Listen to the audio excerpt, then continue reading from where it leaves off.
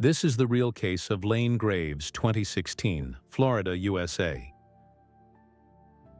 What happens when the most magical place on earth becomes the scene of every parent's worst nightmare? It was a warm June evening in 2016, and the Grand Floridian Resort and Spa in Orlando, Florida, one of Disney's most luxurious properties, was glowing under the soft orange of a Florida sunset. Families were winding down from a long day of rides and laughter, lounging near the artificial lagoon that borders the hotel. The resort was designed to resemble a fantasy land. Manicured lawns, Victorian elegance, soft music playing through hidden speakers, and cast members smiling like clockwork. And then, in a flash, the illusion shattered. 2-year-old Lane Graves was playing at the edge of the lagoon, his tiny feet splashing gently in the shallow water. He wasn't alone. His father was nearby, watching, smiling. Other children were doing the same. It felt safe. There were no warning signs, no barriers, no reason to worry. But there was one thing no one could see coming. Without a sound, a predator lurking beneath the water's surface lunged. A 7-foot-long alligator, invisible in the murky shallows, exploded out of the lagoon with primal force and snatched Lane before anyone could react. Quick pause. Tell us in the comments where you're watching from, your city and country, and hit subscribe to stay with us. His father, Matt Graves, leapt into the water with bare hands, battling a reptile that had survived for over 200 million years. He fought to open its jaws, to pull his son free, to defy nature itself. But it was too late. The alligator disappeared into the water, dragging Lane with it. What followed was not just a rescue attempt, but a race against time, silence, and guilt. The search lasted 16 hours. Divers combed the artificial lake under moonlight and searchlights. Every second felt like a lifetime. Every minute Lane remained missing twisted the hearts of everyone watching. This was Disney. This wasn't supposed to happen here. And yet it did. This tragedy would not only devastate a family, it would expose dangerous gaps in one of the most controlled environments on Earth. Questions would surface. Why were there no warning signs? Why were alligators native to Florida allowed anywhere near guests? And most haunting of all, could this have been prevented? Disney had long marketed itself as a perfect utopia, where nothing bad ever happens. But the real story of Lane Graves shatters that illusion. It's not just about one child. It's about the illusion of safety and the dark truth that lurks just beneath the surface. And here's the part that almost no one knows. This wasn't the first time something like this had happened on Disney property. But that's a story Disney never wanted the public to hear. In the next part, you'll find out what Disney knew long before Lane's death, and why that knowledge makes this tragedy even more chilling. The truth is, Lane Graves wasn't the first close call. Not even close. What if I told you that Disney had been warned, dozens of times, about the presence of alligators on their properties? That employees had filed reports, that park-goers had spotted reptiles lurking near guest areas, and that there had even been previous encounters with gators before the fateful night of June 14, 2016. And yet, nothing changed. To understand what really happened to Lane, we have to go back years before that night. Back to internal memos, ignored reports, and a pattern of negligence hiding in plain sight. Florida is alligator country. That's no secret. The state is home to an estimated 1.3 million alligators, and it's not uncommon to see them in canals, lakes, and yes, even in suburban neighborhoods. But Disney's resorts aren't just in Florida. They are built into Florida. Artificial lakes and lagoons on their properties mimic the natural habitat of these reptiles. That's a calculated design choice. And for years, cast members, Disney's term for employees, reported seeing alligators near guest areas. But here's where it gets disturbing. According to insider accounts, many of these warnings were downplayed or dismissed. Some employees even claimed they were told to avoid alarming guests at all costs. After all, The Disney brand relies on a tightly controlled fantasy. There are no accidents at Disney. There are only magical moments. In the months leading up to Lane's death, multiple guests had reported gator sightings around the Seven Seas Lagoon, the very same body of water where Lane was attacked. One family had even seen a gator lunging at birds near the shoreline just days before the incident. And still, no fences, no nets, no warning signs. But that wasn't all. One former maintenance worker revealed that removing gators was a regular part of the job, but it wasn't consistent. Sometimes they were relocated. Other times, simply left alone unless they became a nuisance. That was the standard. Nuisance. As if a 7-foot predator hiding feet from toddlers wasn't already a massive threat. And then came the audits. Internal safety audits allegedly pointed out the alligator risk years earlier. Some urged the company to install clearer signage, especially near the water. Others suggested fencing off certain high-risk areas. But each time these recommendations were quietly tabled. Not because of cost, but because they disrupted the guest experience. Imagine that. A company with billions in revenue, choosing aesthetics over safety. Because adding fences around the lagoon might ruin a wedding photo. Because warning signs might clash with the storybook atmosphere. The illusion mattered more than the reality. So when Lane Graves dipped his feet in that warm Florida water, he was stepping into a trap that had been silently waiting, enabled not by malice, but by complacency. And the fallout? It would shake Disney to its core. But even more shocking than the aftermath is how Disney tried to control the narrative. From the moment Lane was taken, a powerful machinery began working behind the scenes, silencing, spinning, protecting the brand at all costs. What did Disney do in the hours after the attack? Who did they call? And what chilling move did they make before even talking to the press? In the next part, we dive deep into the moments right after the tragedy, and the corporate decisions that made this story far darker than most people ever realized. Within minutes of the attack, Disney's fairy tale world turned into a full-scale crisis. But what they did next was pure damage control. As Matt Graves stood screaming in the shallow water, bleeding from where the alligator had scratched him, the rest of the resort froze in disbelief. Parents grabbed their children. Staff whispered into radios. The illusion, so carefully maintained, was dissolving like fog under the morning sun. And then, Disney's emergency machine kicked in. Security teams arrived first, followed quickly by resort management. EMTs and police followed soon after. But even before local authorities had full control of the scene, Disney's internal crisis protocol was already active.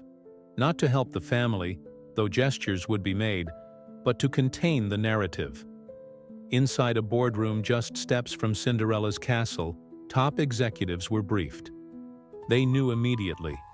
This wasn't just a tragic accident. This was a PR nightmare. A toddler had just been killed by a wild animal on their property. And worse, it could have been prevented. Disney's brand isn't just about rides and fireworks. It's about control. Every blade of grass is trimmed. Every soundtrack is perfectly timed. Every smiling face on Main Street is rehearsed. And now, that brand was under threat. Within hours, Disney's public relations division was coordinating with legal, security, and guest services. Lawyers were put on alert. Public statements were carefully drafted. Meanwhile, behind the scenes, staff were quietly instructed, say nothing. Witnesses were pulled aside. Guests staying at the Grand Floridian were told not to speak to the media. Some even claimed their photos and videos were requested or deleted for privacy reasons. But here's what's even more chilling. Before sunrise, while Lane Graves was still missing in the lagoon, Disney officials began reviewing liability exposure. Internal emails later revealed concerns about potential legal and reputational damage. Not about the boy, not about his family, but about the company's image. And while divers searched the murky waters in the dark, Disney was already making quiet moves. That same night, overnight crews began installing warning signs near bodies of water across multiple resorts. Suddenly, signs about alligators and snakes began appearing. Signs that, just a day earlier, had not existed. It was as if they were always there, as if this tragedy had never happened. But people noticed. Guests who had been at the lagoon earlier that day had seen the complete lack of signage. And now, less than 12 hours later, warning posts were being drilled into the ground. Quietly, discreetly, no announcements made. It was an unspoken admission of guilt. As the search for Lane continued into the next morning, news helicopters circled above. The world was watching. Disney released a carefully worded statement expressing their sympathy. But there was one word they never used: alligator. Instead, they said they were working with authorities on a tragic incident. It was subtle, but intentional. Disney wasn't just managing a tragedy. They were managing a brand crisis. Every word was filtered through legal teams. Every image through marketing. Meanwhile, Lane's parents were living a nightmare, watching divers emerge again and again, empty-handed, hoping, waiting, praying. And still, the clock ticked. Finally, nearly 16 hours after Lane was taken, divers found his body, fully intact, submerged a few meters away from where the attack occurred. He hadn't been consumed. The gator had simply pulled him under and drowned him. The cause of death: traumatic injuries and drowning. The pain was unimaginable. But for Disney, the nightmare was just beginning. Because now, the world wanted answers. And Disney was about to be forced into the spotlight. In courtrooms, in the media, and in the court of public opinion. But before that storm hit, something else happened. Something that most people never knew about. Because before Lane was laid to rest, Disney made a private call to the Graves family. And what they offered behind closed doors changed everything. In the next part, we reveal the secret deal that was struck, and why some believe it was designed to bury the truth forever. What would it take to make a grieving family stay silent? Just days after Lane's lifeless body was recovered from the lagoon, the Graves family returned home to Nebraska. Cameras were everywhere.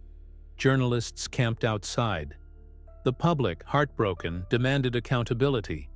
But surprisingly, the family remained almost entirely silent. No press conferences, no interviews, no lawsuits. And that silence wasn't just grief. It was engineered. Behind closed doors, a powerful conversation had taken place. Disney had reached out to Matt and Melissa Graves with condolences, but shortly after, they extended something else: a confidential settlement offer. The exact terms? Never revealed. What we do know is that Disney moved quickly. They offered to pay for all funeral expenses. They promised privacy. And according to insiders, they offered a substantial financial settlement under one critical condition: absolute discretion. No lawsuit, no media tour, no public accusations.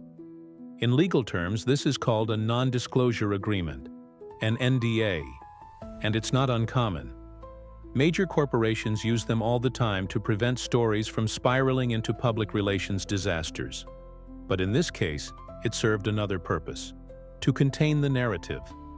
Because if Matt and Melissa had sued publicly, evidence would have emerged.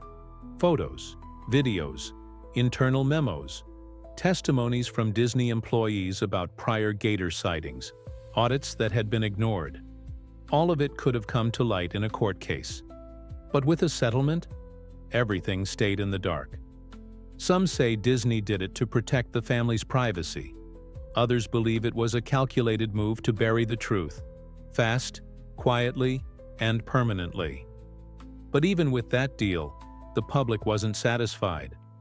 Online forums exploded with speculation. Reddit threads dissected timelines. Former Disney cast members started speaking out anonymously.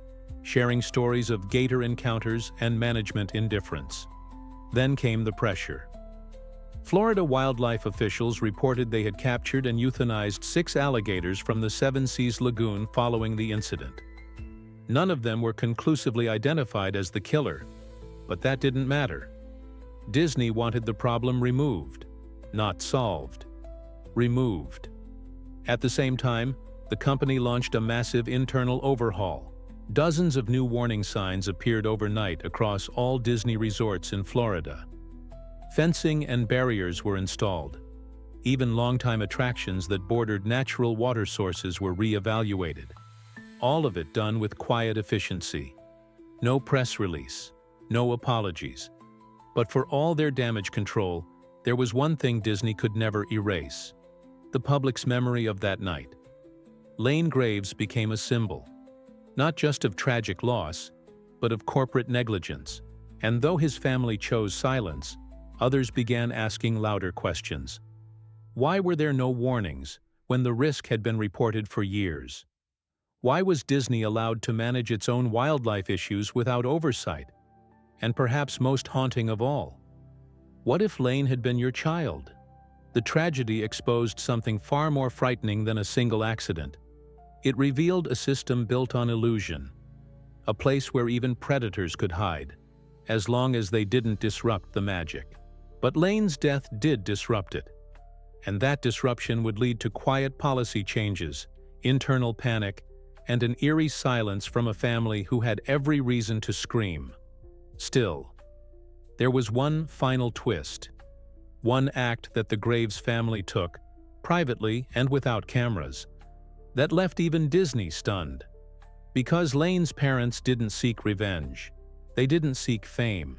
What they chose to do next would redefine the meaning of legacy. When pain is too deep for words, sometimes it becomes a legacy. While the media moved on to the next headline, and Disney quietly rebuilt its safety protocols behind smiling PR statements, the Graves family made a decision that stunned everyone who knew them. They didn't sue. They didn't hold press conferences. They didn't go on TV shows to relive their trauma for the world. Instead, they channeled their unimaginable grief into something few expected: a foundation, a mission, a tribute that turned a tragedy into purpose. It was called the Lane Thomas Foundation, named after their son, and its goal was deceptively simple: to help other families facing medical crises with their children. Not lawsuits, not revenge, but healing. And that act of grace, of unimaginable strength, changed everything. Because in a world hungry for scandal, this wasn't a revenge story. It was a story of silent resilience. Behind the scenes, Disney executives were shocked. They had braced for a wave of lawsuits, a PR battle, public anger. But the Graves family had no interest in spectacle. What they wanted was to ensure that no other parent would have to bury a child because of something preventable. And yet, they didn't choose rage. They chose remembrance. In 2017, exactly 1 year after the tragedy, Disney made a move of its own. Quietly, with no media fanfare, a memorial was installed on the property of the Grand Floridian Resort, just feet from the lagoon where Lane had been taken. It wasn't a statue. There were no names, no dates, just a small lighthouse made of stone and glass. To the casual visitor, it looked like part of the decor. But to those who knew the story, it was unmistakable. A symbol of what had been lost, and what must never be forgotten. The lighthouse was chosen for a reason. Because a lighthouse doesn't stop the storm, it just guides you through it. And that's what Lane had become. A beacon. A silent reminder that, even in a place designed to shield us from the real world, reality always finds a way in. But even as the foundation grew, providing funding and support to families in need, Disney kept its distance. The company never publicly acknowledged the memorial. It made no public partnership with the foundation. The message was clear: honor the child, but do not reopen the wound. And yet, the wound never closed. Online, people continued to ask, Why did it take a child's death for Disney to act? Why were so many previous warnings ignored? Was the Graves family's silence truly voluntary, or the price of a settlement? And even more disturbing, were there other incidents that never made the news? You see, Disney is a master of narrative. They shape stories with precision. They know what you see, what you hear, even what you feel while on their property. And when something threatens that narrative, it's erased. But what if this wasn't the only time the illusion had cracked? What if the story of Lane Graves was just the tip of something far darker? Because when journalists started digging deeper, they uncovered a pattern of incidents swept under the rug, of wildlife sightings that were quietly handled, of families offered hush money long before Lane's name was ever known. In Part 6, we'll take you into the Shadow Archive. Real stories from former employees and internal documents that paint a very different picture of Disney's magical safety record. And one chilling detail stands out above all the rest. A warning that was issued 6 years before Lane's death and ignored. Before Lane, there were warnings. Many. And one of them should have changed everything. In 2010, 6 years before the tragedy at the Grand Floridian, a Disney employee filed an internal report. It described a startling pattern of alligator sightings near guest areas, specifically around the Seven Seas Lagoon. The report wasn't casual, it was urgent. The employee expressed fear that a serious incident could happen if action wasn't taken. The document circulated internally. It reached mid-level management. It was acknowledged, and then shelved. Because at Disney, reports like these were often treated not as threats to safety, but as threats to atmosphere. You see, Disney isn't just a company, it's a carefully engineered reality. Every path, every bush, every sound is part of an experience meant to feel seamless. So when something disrupts that, be it a stray animal, a structural flaw, or a dark secret, it must be removed from view, quietly, cleanly, without disruption. So gators? They were a backstage problem. But not for long. Between 2011 and 2015, at least 24 documented sightings of alligators were reported near Disney resort waters, according to wildlife management sources and whistleblower accounts. Some were small, some were over 6 feet long. Some had even been spotted lurking near boat docks and beaches, where children played, where guests swam, where weddings were photographed. Guests noticed, employees noticed, but the response was often minimal. Why? Because full mitigation, like installing fences or signage, was seen as too visually disruptive. In fact, in 2012, a proposal to install low-profile fencing along the edge of the Seven Seas Lagoon was denied during a management meeting. The reason cited? It would interfere with the resort's visual harmony and guest immersion. Let that sink in. A safety measure was rejected because it didn't match the scenery. But that's not even the worst part. Several former cast members, who later spoke anonymously, claimed they had been instructed to avoid using the word alligator when speaking to guests. Instead, they were told to refer to sightings as wildlife encounters or natural animal movement. The idea was to keep panic low, and liability even lower. This wasn't just a failure of policy. It was a culture of denial. And it had consequences long before 2016. In 2013, a family reported that a large alligator had approached a group of children near Disney's Caribbean beach resort. Security responded. The animal was removed. But no permanent changes were made to the shoreline. No barriers, no signage. Just another incident, logged quietly into the system. In 2015, a Disney groundskeeper told supervisors about a nest of baby alligators near the same lagoon where Lane would later be attacked. The nest was eventually cleared, but the employee was reportedly told, "Don't talk about it." So by the time Lane Graves wandered to the edge of that lagoon in 2016, the signs were everywhere, just not the physical ones. This was not an unpredictable tragedy. It was the result of ignored data, systemic silence, and a commitment to fantasy over responsibility. And it raises a haunting question. If Disney had acted in 2010, would Lane still be alive? But even as this truth began to emerge, Disney's grip on the narrative remained strong. Their legal team had decades of experience burying problems. Their media control was airtight. Still, some employees were no longer willing to stay quiet. Because after Lane's death, something else changed behind the scenes. An internal leak, a set of documents, and a photo, never meant to be seen by the public. One photo, one image. That's all it took to unravel the illusion. A few months after the world began to move on from the Lane Graves tragedy, a storm was quietly brewing inside the corporate walls of Disney.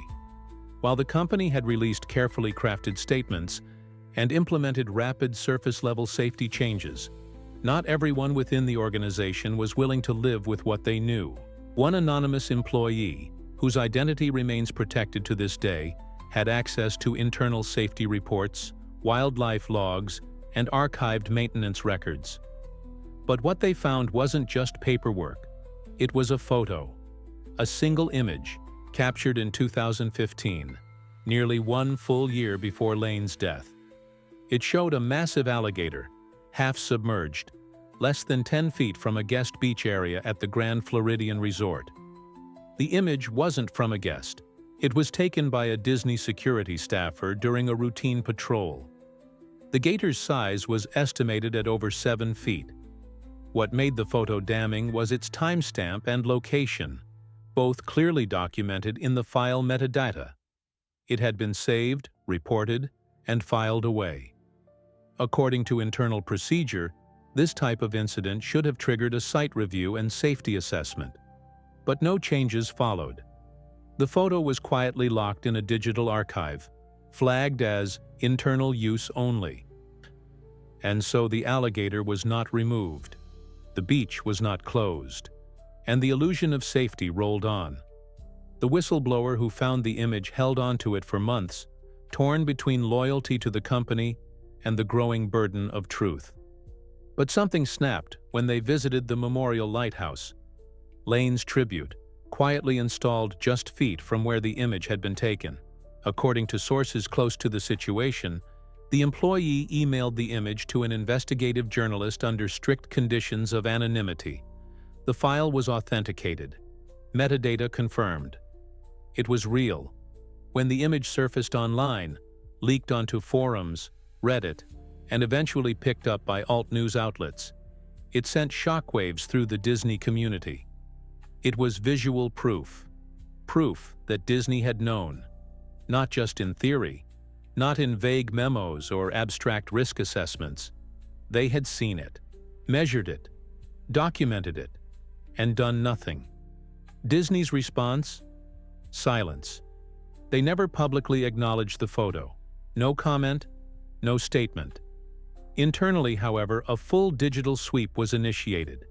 Systems were audited, access logs reviewed, legal threats were rumored, but never confirmed. The whistleblower vanished from the public eye. And yet, the damage had been done. Because once the photo was out, former employees started speaking more freely. Anonymous interviews popped up in podcasts, message boards, even underground blogs dedicated to corporate accountability. One former lifeguard revealed that during training, cast members were warned not to alarm guests with unnecessary animal concerns. Another claimed that feeding gators, though against policy, had been witnessed by staff on more than one occasion, and sometimes even by guests who thought it was part of the fun. And it wasn't just the Grand Floridian. Reports began to surface from other Disney properties: Fort Wilderness, Saratoga Springs, Old Key West. All shared a pattern: sightings logged, minimal follow-up, no guest alerts. This wasn't one accident. It was a system that had worked until it didn't. But the most disturbing revelation came from a former wildlife contractor who claimed that in some cases, alligators weren't even removed after being spotted. just tagged and monitored. As long as they didn't approach guests, they were left alone. So when Lane dipped his feet into that lagoon, the danger wasn't a surprise attack from nature. It was the result of 100 silent decisions. And now that the truth was out, people wanted justice. But justice wasn't coming through lawsuits. It would come from public pressure, from exposing the pattern, from families and former employees finally breaking the silence. Still, one question haunted everyone. How deep does the cover-up go? What if I told you that Disney has a playbook for tragedy? Not a metaphorical one, a literal, documented crisis management manual designed to activate the moment something goes wrong. And within its carefully worded pages are protocols that most guests will never hear about, never see, never even imagine. Because at Disney, tragedy isn't handled. It's neutralized. After the leak of the damning photo and the subsequent media fallout, investigative journalists began digging deeper into how Disney responds to incidents that threaten its pristine image. That's when an internal training document surfaced, one reportedly used to instruct high-ranking employees, security teams, and guest relations managers on how to contain and redirect the narrative when something goes terribly wrong. The manual included chapters with titles like Guest Incident De-Escalation Techniques, Media Interception Protocols, Property Narrative Control during Crisis Events, Legal Interface, Steps to Limit External Reporting. It read more like a national intelligence playbook than a theme park training tool. And it wasn't theoretical. Former cast members confirmed that the manual had been in use for over a decade, long before Lane Graves ever stepped onto Disney property. It detailed how to swiftly isolate the scene of an incident, how to instruct employees to avoid speculative language, and how to shield guests from visual contact with any form of trauma. More chillingly, the guide included protocols for what to do if death occurs on property. One former executive revealed that Disney has an unofficial internal policy to avoid declaring a guest legally dead on property. In practice, this meant waiting until the individual was off-site, either in transit or officially under hospital care, before pronouncing death. Why? Because the company could then truthfully claim, in legal terms, that no guest has ever died at Disney. And that claim? It's still repeated today. Of course, it's a technicality, a grotesque manipulation of language, but it serves a larger purpose: protecting the illusion. The manual also encouraged rapid financial offers in high-profile incidents, often before media coverage began. The goal wasn't just compassion. It was to prevent adversarial escalation. In other words, settle before anyone talks. Disney had built not just a fantasy for guests, but a firewall of silence. And that firewall extended beyond the company. Investigative reports found that local law enforcement often cooperated with Disney's crisis units. Deputies responding to incidents were briefed by Disney security, and in some cases media access was physically restricted at Disney's request. Why? Because the company has standing agreements with multiple local jurisdictions tied to massive tax revenue and tourism partnerships. Disney isn't just a business in Florida. It's an ecosystem, one that influences government, infrastructure, and media coverage. So when a tragedy happens on property, there's an entire machine ready to make sure it stays contained. Still, the cracks were growing. Former employees were speaking out. Families were beginning to connect the dots. And slowly, the magic veil was starting to lift. But even with all this exposure, Disney wasn't slowing down. In fact, they were doubling down. New signage was installed across all resorts, not just warning about alligators, but carefully designed to blend into the environment, minimizing visual disruption. Beaches were modified, fences added, and internal policy was updated to reflect enhanced wildlife awareness. But they never said why, never referenced Lane, never admitted fault. To this day, no Disney executive has publicly acknowledged what they knew before that night in 2016. And the Graves family? still silent. Their foundation grows, their tribute remains, but their words are few. Bound by grief, or something more? And now, we approach the darkest corner of this story. Lane Graves was not the first, and chillingly, he may not have been the last.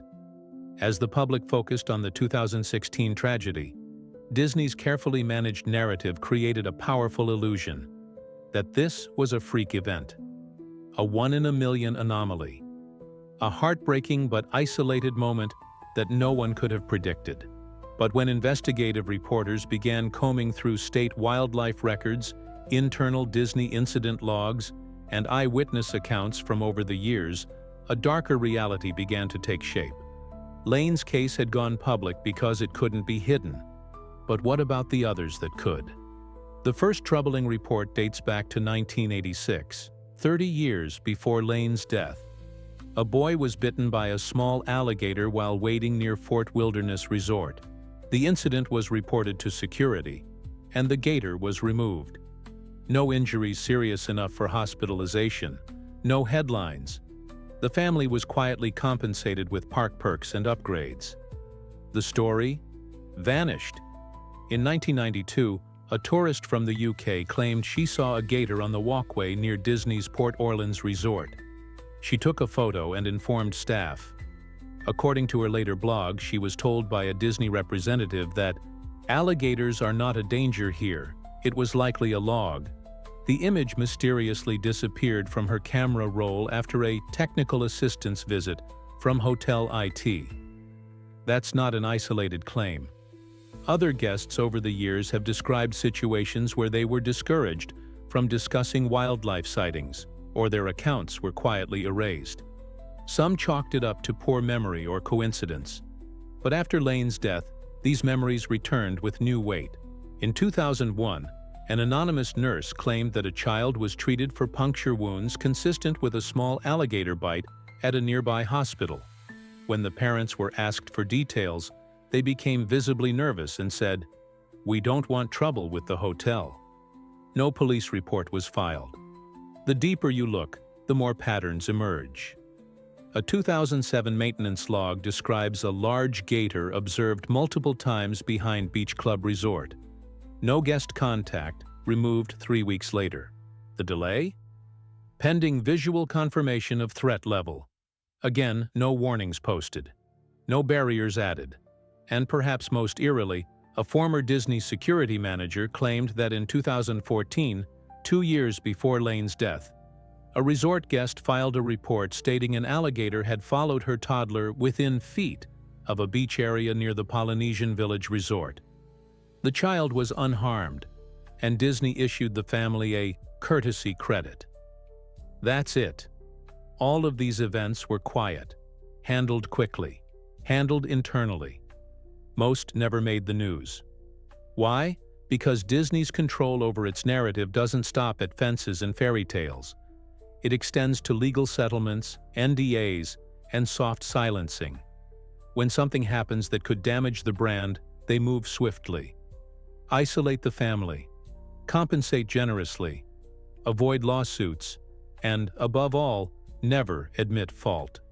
And here's the terrifying part. The vast majority of Disney's 25,000-plus acres in Florida are surrounded by natural waterways, swamps, lakes, canals. It's not a theme park sitting next to the wild, it's one built into it. So the question isn't just how Lane died, it's how many others came dangerously close, and we never knew. And if the system worked so efficiently to erase those near misses, what else has it erased? Because Disney's power doesn't just come from its money or magic. It comes from something much harder to fight, its silence. But there was one moment, brief, raw, and unscripted, when that silence cracked. A single sentence spoken by a Disney executive in a private meeting, later leaked by someone who couldn't live with it. This place survives on belief. The moment people stop believing it's safe, we lose everything. The most powerful company in the world couldn't stop it, because some truths are too heavy to bury.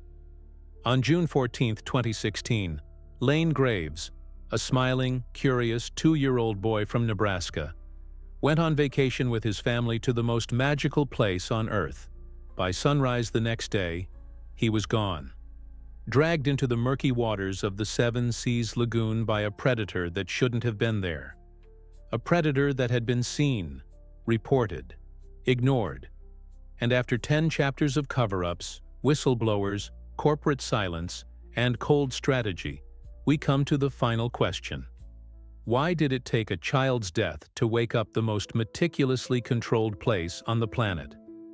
The answer, like everything in this story, lies in Disney's obsession with belief. For decades, the company perfected the art of illusion. They designed not just parks, but worlds. Worlds where nothing bad could happen, where the rules of reality bowed to the rules of magic. A scraped knee is a boo-boo. A blackout is a temporary enchantment. Even death is rewritten, legally rerouted off-property to maintain the myth.